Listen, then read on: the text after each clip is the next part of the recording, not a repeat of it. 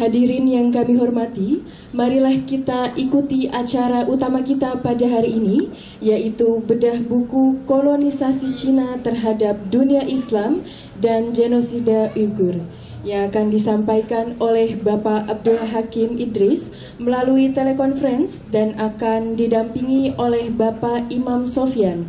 Selanjutnya, saya akan serahkan acara ini kepada Bapak Muhammad Ibrahim Hamdani selaku moderator pada acara hari ini.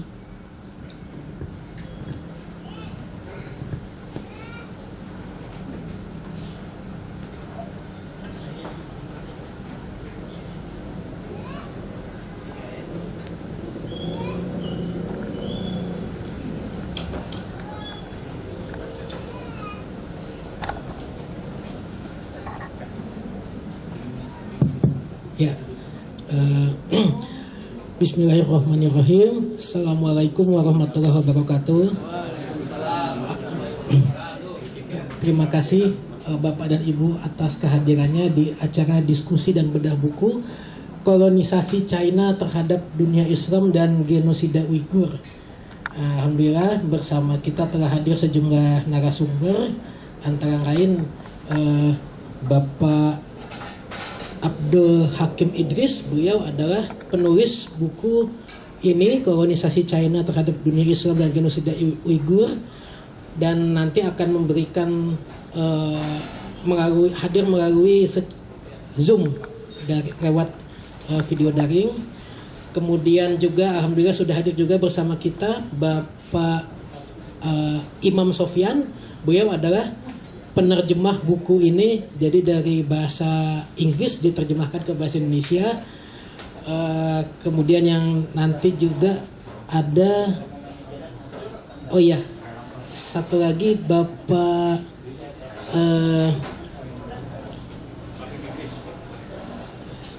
Pak Amin Idris. Beliau adalah Sekjen Islamic Center Bekasi. Untuk itu saya turut mengundang para narasumber maju ke depan. Dipersilakan Bapak Pak Imam Sofyan dengan Bapak Amin Idris untuk mengisi di duduk di podium. Terima kasih. Jadi begini, rekan-rekan semua, sebagaimana kita ketahui, Republik Rakyat China itu merupakan negara berpenduduk terbesar di dunia ya. Jadi berdasarkan World Factbook, saat ini penduduknya berjumlah 1,4 miliar, tepatnya 1.539.758, yang mana salah satunya adalah wilayah. Nah, di sini ada dua versi menurut versi RRC, yaitu Daerah Otonomi Uighur Xinjiang. Sedangkan menurut para pejuang Uighur namanya adalah Republik Turkestan Timur. Kalau mengacu kepada kebijakan One China Policy Republik Indonesia, tentu yang diakui di Indonesia adalah RRC seperti itu. Tapi kita lihat dinamikanya seperti apa. Nah, penduduk di Xinjiang ini teman-teman, kalau menurut CFR Council of Foreign Relations, jumlahnya sekitar 26 juta tahun 2022 yang lalu, di mana ada sejumlah etnis, yaitu etnis Uighur sebagai etnis mayoritas 12 juta, kemudian ada Kazakh, etnis Hui, dan etnis Kirgiz. Baik, untuk tidak berpanjang kalam, kita mulai saja dengan narasumber pertama adalah penulis buku ini, Bapak Abdul Hakim Idris, yang juga Direktur Center for Uyghur Studies CFUS ya. Demikian, dipersilakan. Terima kasih.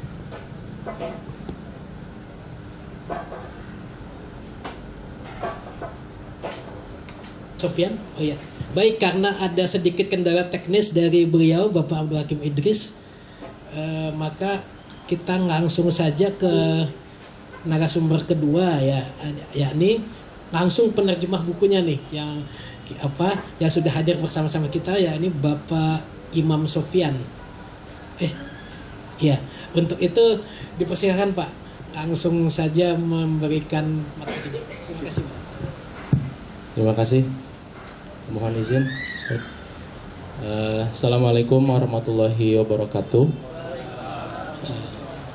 Yang kami hormati Pak Ismail Lutan, yang kami hormati para senior, para sesepuh di sini ya, jurnalis senior. Alhamdulillahirabbil alamin.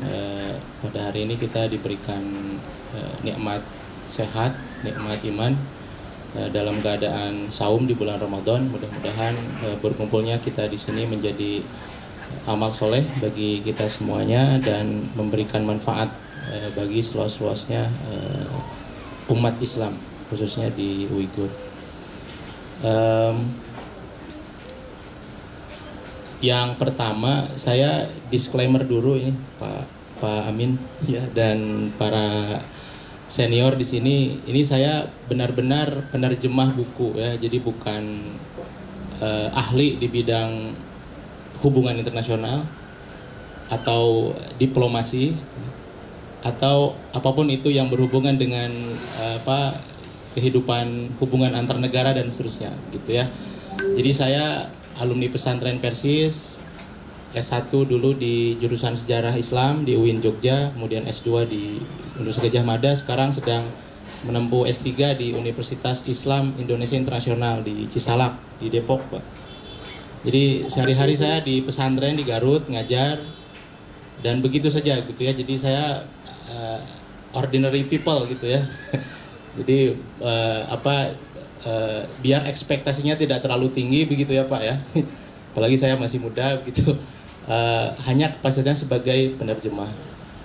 Yang pertama itu. Yang kedua, saya mungkin tidak akan berbicara secara detail tentang konten buku ini karena jujur ya, saya menerjemah buku ini mungkin 3 atau 4 bulan 2023 gitu, bulan April sampai bulan Juli atau Agustus. Itu saya mengalami semacam trauma ya, karena fakta-fakta di buku ini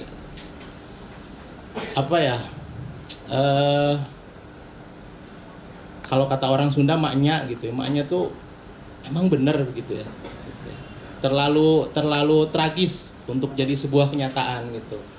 Fakta-fakta di buku ini sering kita lihat di film-film gitu ya, semacam fiksi begitu ya, tetapi dipaparkan oleh Pak Abdul Hakim Idris di buku ini gitu. Dan yang ketiga, barangkali ini saya mau bercerita tentang hal-hal yang sifatnya aksesoris begitu, tetapi bisa memberikan konteks begitu tentang buku ini. Yang pertama, saya ingin bercerita tentang kronologi pertemuan saya dengan beliau dan dengan buku ini saya ingin berjemaah. Jadi 2019 Bapak Ibu mohon izin, jadi saya memang juga bekerja di media, mengabdi sebenarnya secara lebih konkretnya mengabdi. Jadi di Persis itu, di Persatuan Islam Ormas di Bandung gitu kantornya, ada media majalah namanya Risalah gitu. Risalah itu sudah berdiri tahun 60-an, tetapi memang isinya kajian-kajian, bukan berita, bukan investigasi gitu. Kita sirkulasinya juga sedikit, hanya berkutat di internal anggota Ormas gitu. Nah, pimpinan saya itu di majalah Risalah itu memberikan tugas untuk menghubungi dan mengontak beliau. Jadi beliau tuh pertama kali ke Indonesia 2019 dengan tujuan yaitu berkeliling membangun kesadaran gitu, mensosialisasikan isu ini dan seterusnya. Lalu saya mewawancari beliau, itu pun via Zoom sebenarnya, jadi tidak bisa ketemu langsung. Kemudian kami juga di Risalah menerbitkan 2 artikel beliau, menerjemahkan dan menerbitkan. Lalu disitulah pimpinan gitu di majalah Risalah dan saya bersepakat, ini dari wawancara itu kita tahu bahwa beliau sudah menulis buku gitu. Nah, disitulah kita jajaki agar buku ini bisa dibaca luas oleh masyarakat Indonesia, menjadi informasi alternatif, sehingga singkat cerita ya penerjemahannya dilakukan, lalu penerbitannya disepakati oleh Al-Kausar dan terbitlah buku ini 2023 bulan Desember gitu. Nah, qadarullah dengan berbagai pertimbangan begitu, alasan keamanan mungkin penerbitan buku ini, distribusi buku ini tidak berjalan lama gitu ya, karena you know lah gitu ya. Jadi pihak Al-Aushad juga mungkin kalau dalam Islam mempertimbangkan maslahat yang lebih besar begitu ya, mungkin keberlanjutan perusahaannya dan seterusnya. Jadi sehingga buku ini dikembalikan hak distribusinya kepada Pak Abdul Hakim Idris gitu. Itu yang pertama. Yang kedua, saya ingin bercerita tentang Pak Abdul Hakim Idris sendiri, yang sebenarnya sudah ada di buku itu di bagian prolog kalau tidak salah, atau epilog ya, atau antara dua itulah. Jadi Pak Abdul Hakim Idris ini ya kelahiran di Uighur atau Turkistan Timur di usia 18, itu tahun 84 begitu beliau hijrah ke Mesir untuk kuliah S1 di Universitas Al-Azhar. Jadi waktu itu tahun 80-an itu ada semacam kelonggaran kebijakan dari pemerintah Cina waktu itu yang memungkinkan warga negaranya, khususnya yang tinggal di Turkistan Timur, bisa bepergian ke luar negeri gitu. Salah satu prosedur yang saya ingat di situ, boleh asal ada undangan dari warga negara luar gitu ya. Jadi misalnya warga negara Arab Saudi memberikan undangan langsung seperti visa undangan begitulah, kira-kira begitu. Nah, dengan jalan itu Pak Abdul Hakim Idris bisa keluar dari Turkistan Timur, dari wilayah Uighur dengan beberapa temannya gitu. Yang perjalanannya sebenarnya tidak singkat. Jadi kalau kita bayangkan itu dari Turkistan Timur tuh ke Beijing, kemudian dari Beijing tuh ke Siberia, ya tentu saja daerah Rusia, kemudian masuk ke Turki, dari Turki ke Saudi, naik haji dulu, baru ke Mesir. Jadi itu perjalanannya panjang sekali, seperti haji backpacker begitu. Dan waktu itu kan tidak secanggih sekarang, mungkin alat transportasi, akses dan semacamnya.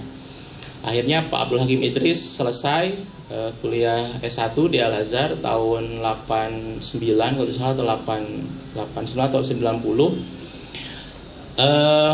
Dan beberapa teman-temannya. Lalu mereka, Pak Abdul Hakim Idris dan teman-temannya itu dihadapkan dua pilihan setelah lulus kuliah di Mesir.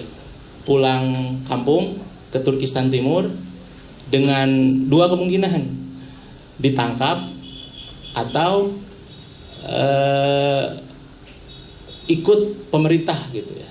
Kalau tetap menentang akan ditangkap dan dipenjara, atau kooperatif dengan pemerintah gitu dan seterusnya. Dan itu sebagian warga Uighur juga ada yang begitu. Nah, akhirnya Pak Abdul Hakim Idris melihat jalan lain, yaitu ke barat, ke negara-negara Eropa gitu. Jadi Pak Abdul Hakim Idris memutuskan untuk dari Mesir itu melanjutkan kehidupan diasporanya gitu. Jadi nggak balik kampung, karena kemungkinan cuma dua gitu. Jadi ilmu yang didapatkan di buku itu ditulis, jadi capek-capek saya belajar agama gitu, kalau balik ke negaranya gitu tidak bisa bermanfaat bagi banyak orang. Akhirnya beliau ke Jerman waktu itu. Di situ beliau berkarir sebagaimana imigran begitulah ya. Belajar bisnis, belajar manajemen, bekerja di perusahaan di Jerman dan seterusnya, belajar bahasa Jerman dan seterusnya sampai 2008 atau 2009.